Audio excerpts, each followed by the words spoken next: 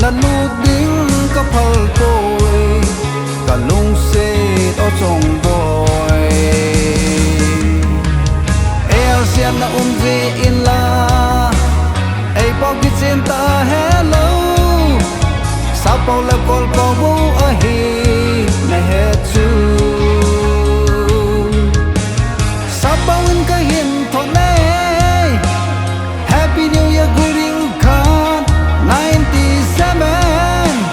dari ka kikoi inla Matric na Chuteng sim lechun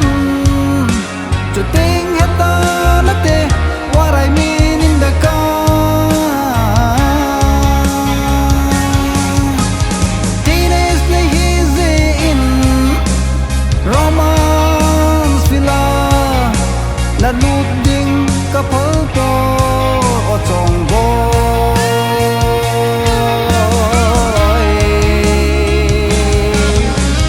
teenage play easy in romance villa Nalut ding kaphalpoi tôi ghê nu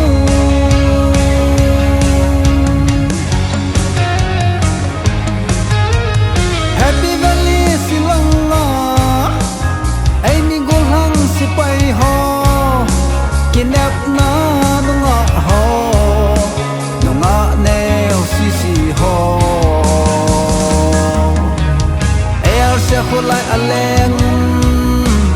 separate quarter hilam helou Eipao joldeila asabin amao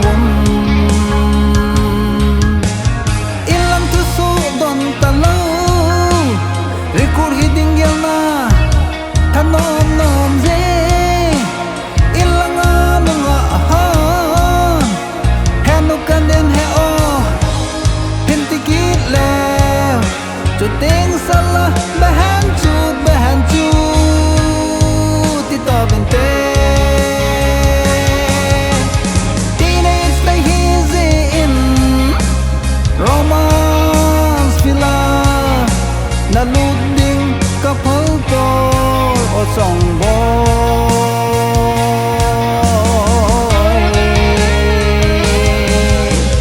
teenage play easy in romance villa Nalut ding kaphalpoi tôi ghê nu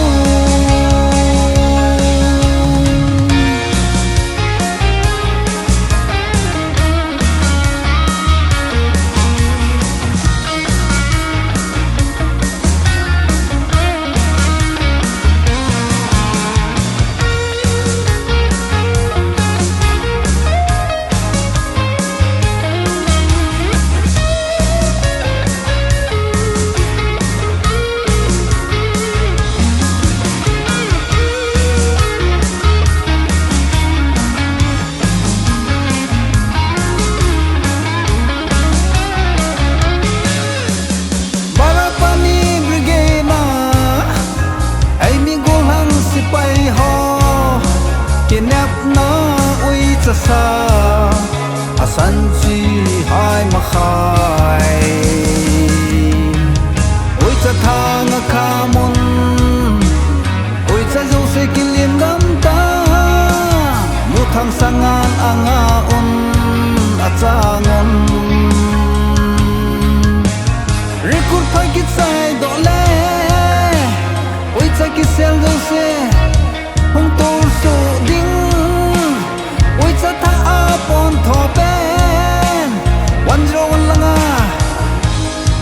kale aze in mun na nu pi le nungah ha con so lai pa teenage day easy in romance villa Nalut ding kaphalpoi chongboi